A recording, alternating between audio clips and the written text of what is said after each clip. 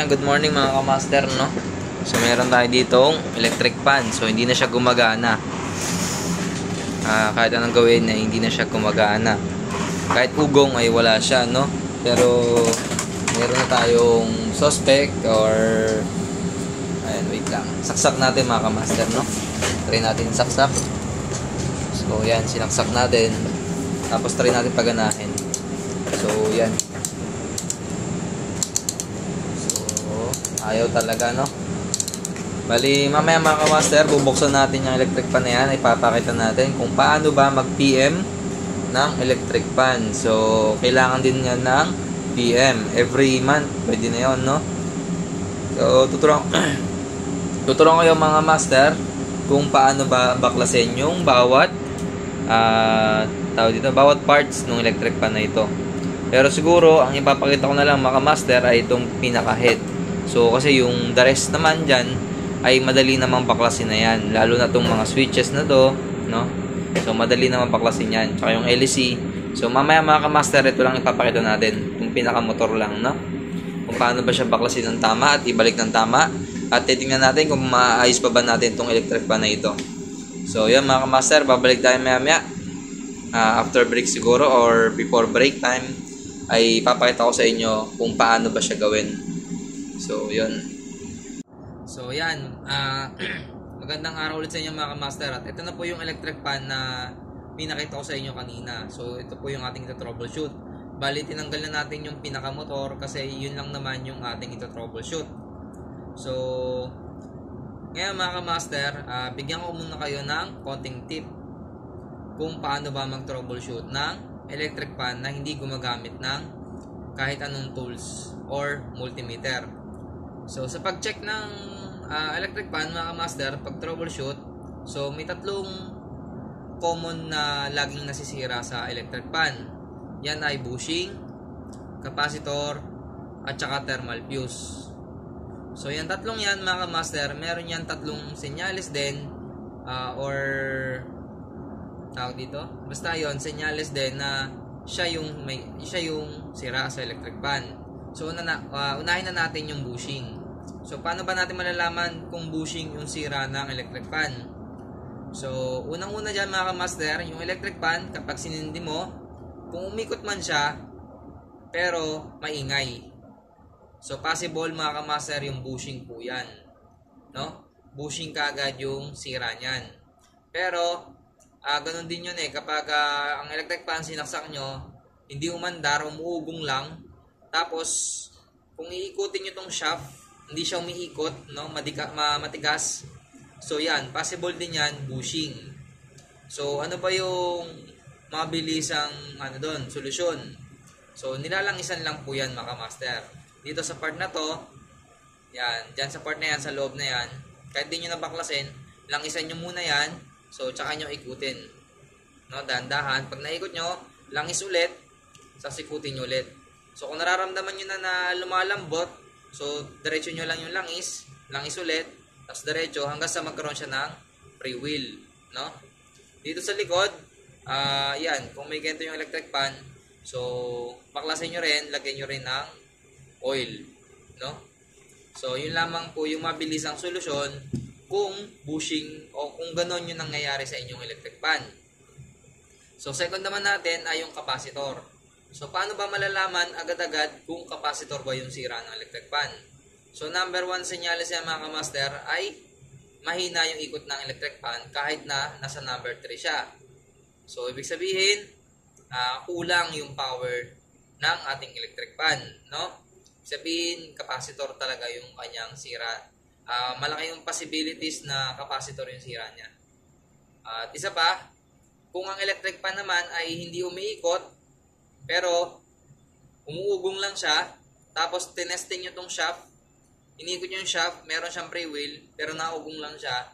So, isa rin yun sa mga senyales na capacitor yung may sira. No? So, syempre, kung ano yung capacitor na nakalagay, kung anong value, yun lang din po yung pwede nyo ipalit. So, ano ba yung possible na mangyari kung tataasan nyo yung specs ng capacitor na inyong ipapalit? So, possible mga kamaster ay masunog po yung winding. no? Kunyari, 2 microfarad, tapos pinalitan mo ng 4 microfarad, so lalakas yung ikot niyan, sobrang lakas. Pero, mapapansin nyo dyan na nag-umuusok na yung kanyang winding, no? So, kung gusto nyo laksan, kung 2.0 yung microfarad, yung kanyang capacitor, so pwede nyo naman taasan yon ng 0.5. Kasi may nakalagay naman doon, positive, negative, yung tolerance niya, no? Kadalasan is 5%. Kunyari, 2.0 microfarad yung kanyang stop na capacitor. So, meron doon nakalagay positive, negative 5% tolerance. Ibig sabihin, pwede kang maglagay ng 1.5 hanggang 2.5 microfarad. Hanggang doon lamang po yun, mga master, no? Sagad na yung 2.5 sa kanya. So, next naman natin, mga master, ay yung thermal fuse. So, ito yung pinakamadaling malaman kung thermal fuse yung sira ng inyong electric fan. So, ang senyalis yan, kapag sinaksak nyo yung electric fan, wala siyang function, walang ugong, walang kahit ano, patay lang siya. So, malaking possibilities niyan na thermal fuse. Pero dun sa bushing, no? Kapag kasi nasira ang bushing tapos hindi siya pinansin, no? Hinayaan lang siya. So, nagiging cause din 'yon para masunog yung thermal fuse. So, kung nakikita nyo na medyo maingay na yung electric fan nyo, so langisan nyo na yan para hindi dumami yung sira. So, ito mga kamaster, no? Upon checking natin, tingin ko ay bushing to tsaka thermal fuse. Kasi yung shaft, ayan, no, maganit iikot. Tapos nung sinaksa ko siya, wala siyang function. So, ibig sabihin, bumigay na yung thermal fuse niya. At ang sanhi nun is yung bushing, no? Hindi kaagad na airport to. So, napabayaan. So, ngayon mga kamaster, baklasin natin siya, no? So, ito yung nausong electric fan dati na kontra COVID daw, sabi nila, no? Pero, tingnan natin. Yung mga electric fan naman, mga kamaster, ay pare-parehas lang naman yan halos, no? Kung paano siya baklasin. So, wala naman halos pinagkaiba to sa ibang normal na electric fan. Tulad dito, mga kamaster, no? Ito po ay walang tornilyo, so inihila lang po siya. Pressure fit lang. So, yun, no? Kadalasan, ganyan lahat ng electric fan. So, buksan na muna natin to para makita natin yung loob. So, hindi ko siya tinester, pero nalaman agad natin yung possible na sira niya. So, ang advantage kasi noon, mga master, kung alam niyo yung mga ganyan tips, so makakabili agad kayo ng pamalit, no? Kahit hindi niyo napaklasin. At almost 90% naman yung possibilities, yung mga tip na sinabi ko na, yun talaga yung sira niya, no? So, birang-bira naman na mag-iba yung sira ito. So, yan, baklasin lang natin to. At yung mga electric fan, mga kamaster, pwede nyo po yung linisan, deep clean, no? Parang aircon din, every 2 weeks, para umaba yung buhay na electric fan. So, yun, ganun lang siya kabilis paklasin, no? Sabi ko nga, wala siyang pinagkaiba sa ibang electric fan. Pare-parehas lamang yan. So, yun, may tornilyo lang siya dito sa gilid. Tanggalin lang natin. Ipapakita ko rin mga kamaster kung saan ba nakalagay yung thermal fuse. Sa pag-maintain ng electric fan, mga kamaster, binagrasahan din to, yung gearbox, no? Pinapalitan din. Kasi alam naman natin, hindi naman ganun kamura din yung electric fan. May kamahalan din. Kaya mas maganda na may-maintain siya lagi. So yun, natanggalan natin yung kanyang plastic case o plastic mold. So yun, kung makikita niya mga master, no, syempre i-check nyo rin yung winding kung may sunog na. So very obvious naman yan kapag sira. May sunog yan, no? Kahit konting itim lang, i-consider nyo na yun na sunog, no? So, dapat ganyan yung kulay niya, no? Pero syempre, baka naman sobrang alikabok yung loob ng electric fan. So pagpagin nyo muna bago nyo i-check yung winding. Baka naman maligay ng tingin, no? So, tanggalin natin tong gearbox. So, wala namang special dito sa electric fan na ito. Kaya madali siyang baklasin. Pero, tetestingin na natin siya, mga master, no?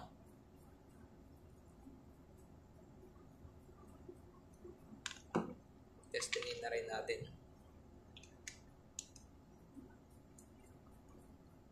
So, hindi ko pala nakita yung common nito. Basta ko na lang pinutol. Pero, may palatandaan naman tayo sa common.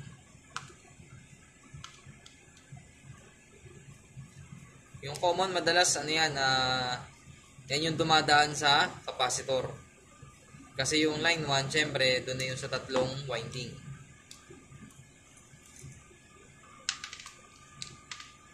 So, yan. Tanggal na natin yung gearbox, mga kamaster. So, yun. Hindi na rin maganda yung tsura ng kanyang krasa. So, ikutin natin. So, yun. Sobrang ganit. No? So, testingin kaya muna natin langisan. Bago natin siya. Ito yung nilalangisan, mga kamaster, no? So, kung mapapansin nyo, sobrang ganit yan. Ayan, no? Hindi siya maikot. Hindi maikot yung ano niya. So, lalangisan lang natin yan.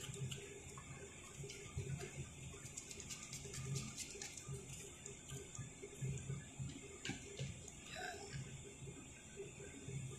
Ikot ng konti. Tsaka yung sa may puwit. Grasahan din natin.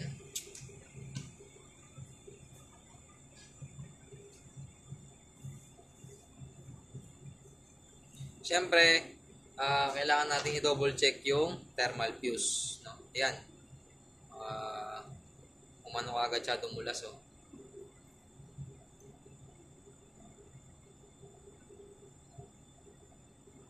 Unang lagay pa lang ng langis.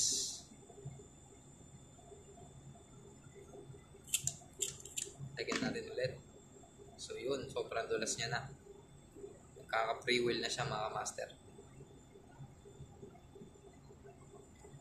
Mas maganda na kung ang shaft ay matigas pero may hinala kayo na may sira din yung thermal fuse, bago nyo kalasin, mga kamaster, no, mas maganda na langisan nyo muna. Yan. Langisan muna bago baklasin.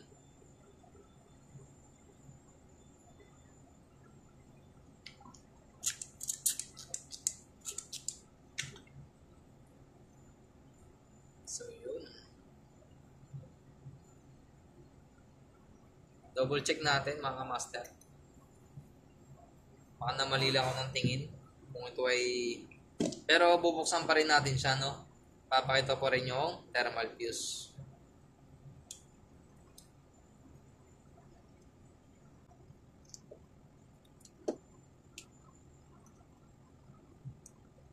Makikita ko, mga master, kung paano tayo magbalat ng wire gamit itong size cutter. Sa pagbabalat, mga master, i-press mo lang yan. Tsaka yung katirin. So, makikita ba? Yun, no? So, wala yung badla. Next, ganun ulit, mga master.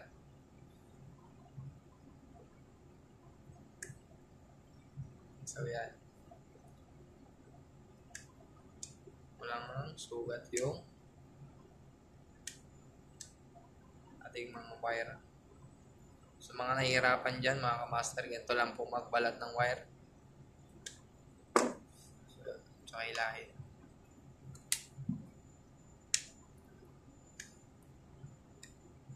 So, yun, din natin kasi nakita yung common. Kung ano yung common nito.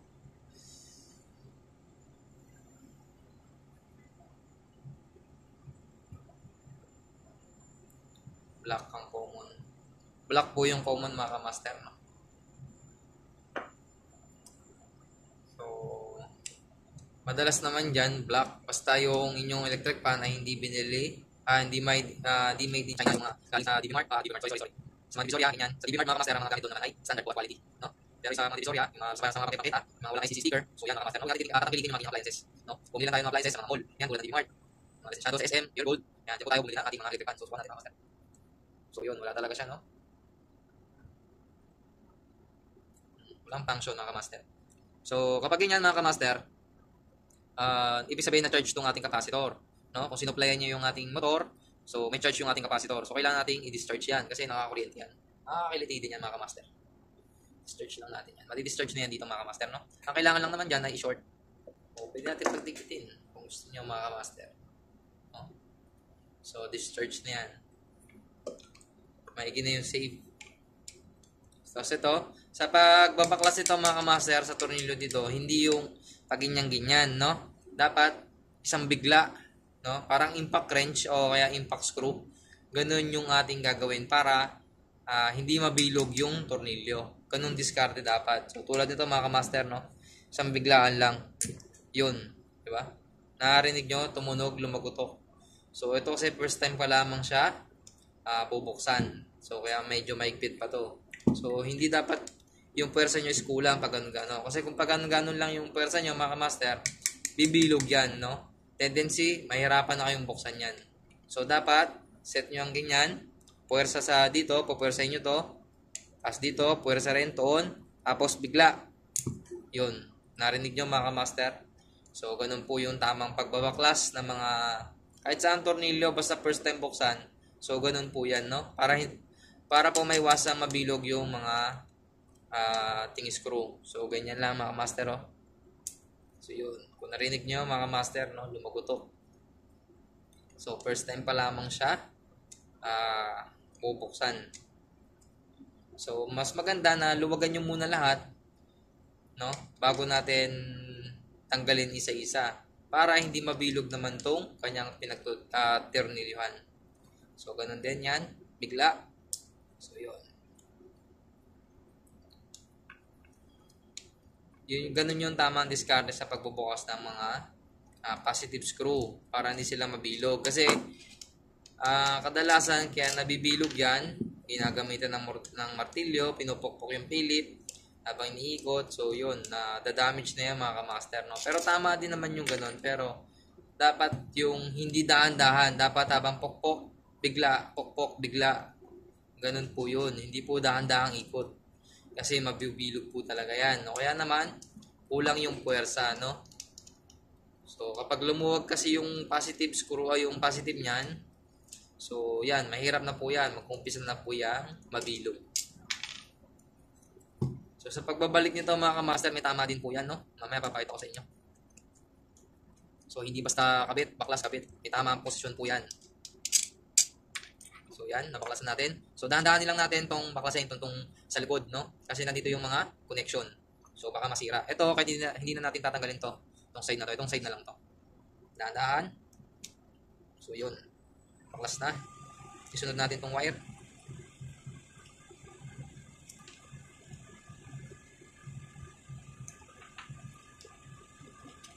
So yun, nabaklas naman natin ang tama.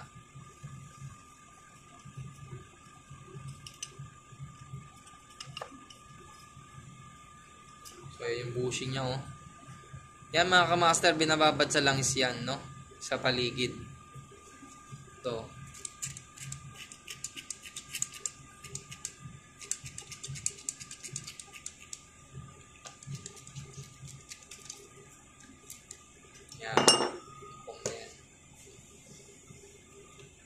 O sa akin, tatanggalin ko na tong shaft. Pwede naman hindi tanggalin, pero sa ako, para sa akin, tatanggalin ko na lang din, no? Para malinis ko ng buo.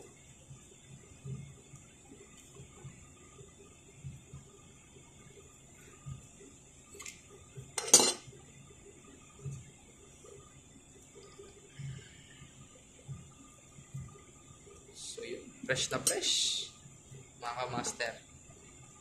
So, ito yung ating winding, no? Ito na yung winding natin. So, titingnan natin kung nasan yung thermal fuse. So, sa part na to, mga kamaster, dahan-dahan lamang po tayo ng galaw. Kasi isang mali, putol yan.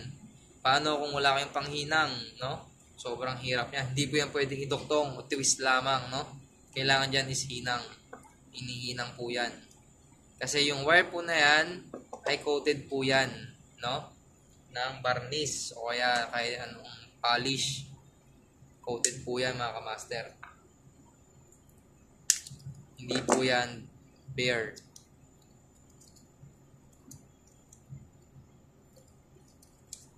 So yun, dahan-dahan lang tayo mga kamaster.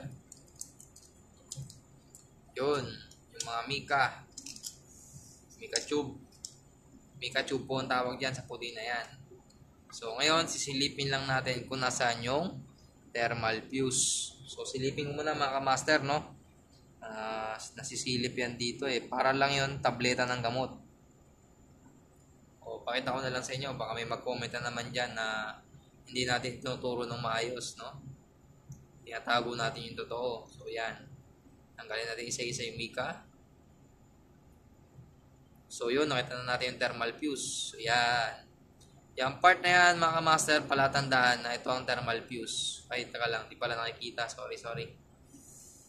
So maraming winding yan. Dapat ingatan para hindi maputol.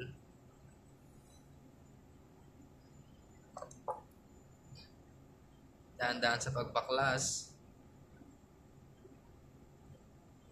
Oops. Kiri, whoops. Ayaw makuha. So, yun. Yan, mga master, no? Nakikita nyo po ba? So, syempre, di kayo makakasagot. Ako sasagot, hindi nyo nakikita. So, yan. Ayan. Ayan, mga master, bubulot-lutin natin. Yaw. Ayun, yung kanyang thermal fuse. May kalakihan yung kanyang thermal fuse. So, mali ako. Hindi siya parang gamot. Para siyang tawag dito components, electronics components, ano ba yan? So yan mga kamaster, check natin yung kanyang continuity kung meron siyang continuity, pero sa palagay ko ay wala na po yung continuity kasi nga ayaw gumana, no? Wala siyang function. So malakas yung aking kutob na yan na yung kanyang sira. So hindi yan. So, dikit natin dito, ikakat natin, tsaka dito sa kabila. So, yun, no? Walang tumunog. Resistance lang ang narid. So, yan, walang tumunog. Ibig sabihin, yan po ang kanyang sira. At mura lang naman yan, mga kamaster. 20 pesos lamang yan. May 30 pesos, may 20 pesos, pero hindi lalagpas ng 100 pesos. Ang presyo nito ay depende na sa kunat ng shop, no? May-ari ng shop. Kung yan ay 50 pesos, sigurado ako yung may-ari ng shop na yon ay Chinese. Ay, sorry. Joke lang. Ibig sabihin, sobrang kunat niya talaga, no? Pero dapat nasa 30 pesos o 20 pesos. So, ikakat niyan mga kamaster sa bandang dulo, no? Lapit natin. Ikakat niyan mga kamaster dito sa part na to, hindi dito, no? Sa sagad. Kung kayo ay walang panghinang, no? Kung nagdi-DIY lamang kayo, so wag niyo siya puputulin dito. Kasi mahirapan na kayong magkabit niyan kung bibili kayo ng bagong thermal fuse, no? So ang cut niyan mga kamaster dito sa bandang dulo para may maiwan kayo na pagtutwisan. Dito naman sa thermal fuse, pwede po yang twist lamang, no? Ikot-ikutin niyo lamang 'yan. Basta hindi makakasugat dito sa ating mga winding. No, ingatan niyo tong winding. So kung may panghinang naman kayo, advice ko pa rin na dito kayo magputo sa dulo para dito niyo hihinangin. Hindi dito. Kasi itong part na to mga master, medyo mahirap hinangin to kung wala kayong solder paste. Maniwala kayo sa akin mga master. No? Yan. So ilang beses na rin kasi ako nakapaghinang. So, kailangan talaga siya ng soldering paste. So, yan, no? So, tanggalin na natin. Ikat ko dito. Sabay na, mga master. So, yun. So, ang gagawin ko, mga master, dahil wala tayong stock ng thermal fuse, pagdidikitin ko muna siya. Tanong, safe ba yan kapag walang fuse? So, syempre, sa part ng electric fan, di siya safe kasi wala na siyang protection. At sa part naman ng safety sa electrical, so hindi rin siya recommended, no? Kailangan talaga siya ng fuse. Pero kung wala kang pambili, at so kailangan mo talaga, hindi siya recommended na walang fuse. Kailangan may fuse talaga siya, no? Pagalitan tayo ng PEC pag sinabi nating pwede siyang walang fuse, no? Kailangan may fuse yan. Lahat ng ating motor ay dapat may fuse. Meron siyang cut off, no? Sa halagang 20 pesos, hindi ka nalugi doon mga kamaster. Pero ngayon, itatry lang natin kung thermal fuse nga yung sira niya. So, iba-bypass natin yung thermal fuse. So, pagdikitin ko lang itong dalawang to, yung part na to, pagdikitin ko lang, no? Ito. Hindi ko nangihinangin. Pagdidikitin ko lang sila.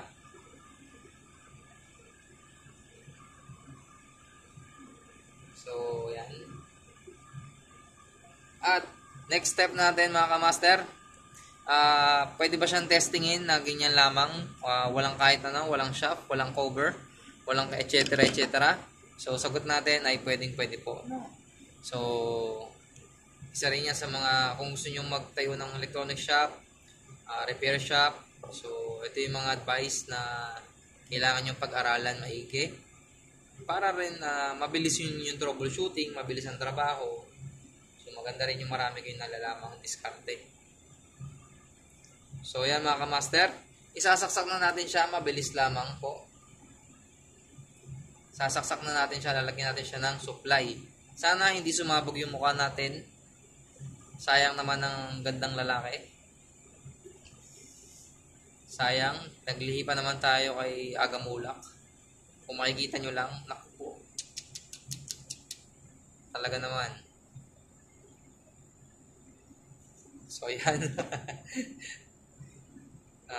Okay na ba? Safe na? Safe? Okay, safe. So, para matesting mga kamaster, kukuha lang tayo ng Phillips screw. So, yan. Phillips screw.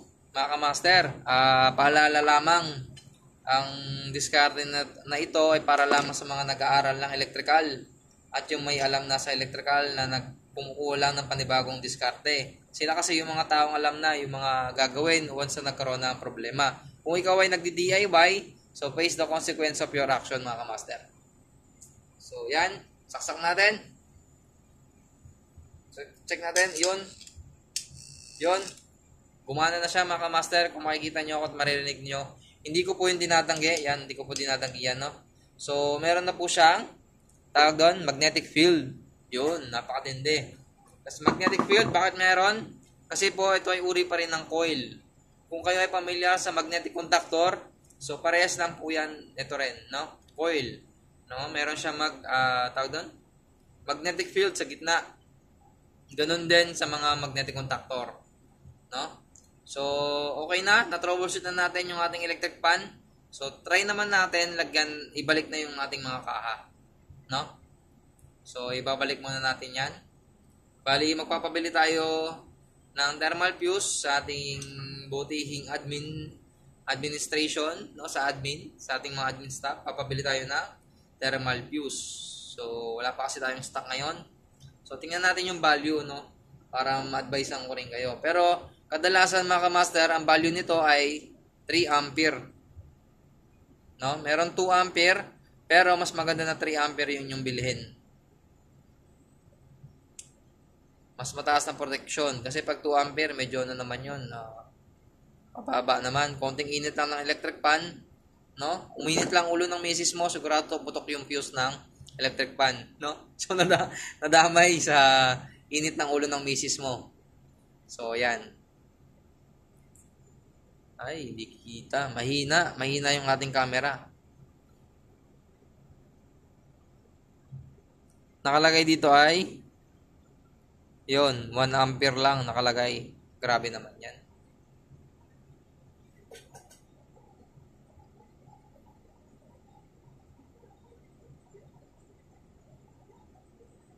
Yun.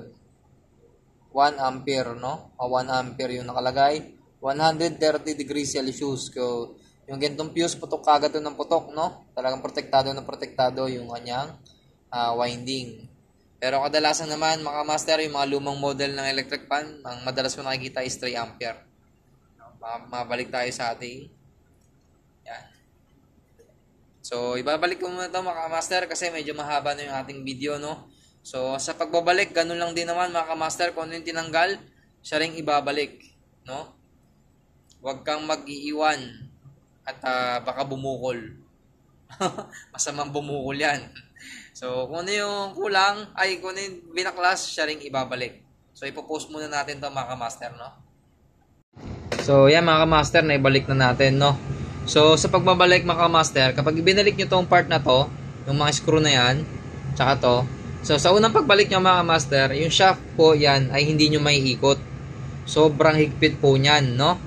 Hindi po mali yung inyong ginawa. So, may gagawin lang po kayo dyan para magkaroon siya ng free wheel. Yung ganito, umiikot siya ulit, no? So, madali siyang ikot. Pag kasi binaklas tong motor, tapos ibinalik, so, pagbalik niyan mga kamaster, tong shaft na to, sobrang higpit. Hindi po siya maikot. So, ang gagawin niyo dyan mga kamaster, ay pupukpukin nyo lamang po yung mga gilid. So, itong mga pinag-iskruhan. Naksan nyo ng konti mga kamaster, no? Pero, wag naman yung mayuyupi yung electric fan. So, sayang naman. So, pupukpukin nyo lang yan mga kamaster, yung ganyan. So, luluwag na po yan, no? Magkakaroon na siya na kagad ng free wheel. So, yan mga kamaster, nagawa na natin, no? Ngayon naman, testing na natin kung aandar ba yung ating electric fan. So, kanina hindi siya maandar, walang function. So, ngayon, check natin mga kamaster. So, saksak natin yung ating power supply. So, saan na ba to? Ito pala. Saksak natin to. So, naka-recto na po yan. Check natin. So, yun. Parang bago ulit, no? May ikot na siya, oh. Tahimik na tahimik. So, ganyan lamang po mag-troubleshoot ng electric fan mga kamaster. At sana ay inyong tawag dito, may natutunan kayo kahit paano sa akin, no? Sa konting share natin ating konting kaalaman. So, yun, nautal-utal na tayo, nabubulol kasi uwian na po. So, yun. Okay, mga kamaster, hanggang dito na lang po. At sa ulitin mga kamaster, no? Maraming salamat po sa pag-subscribe sa ating YouTube channel. So, yun. Thank you mga kamaster.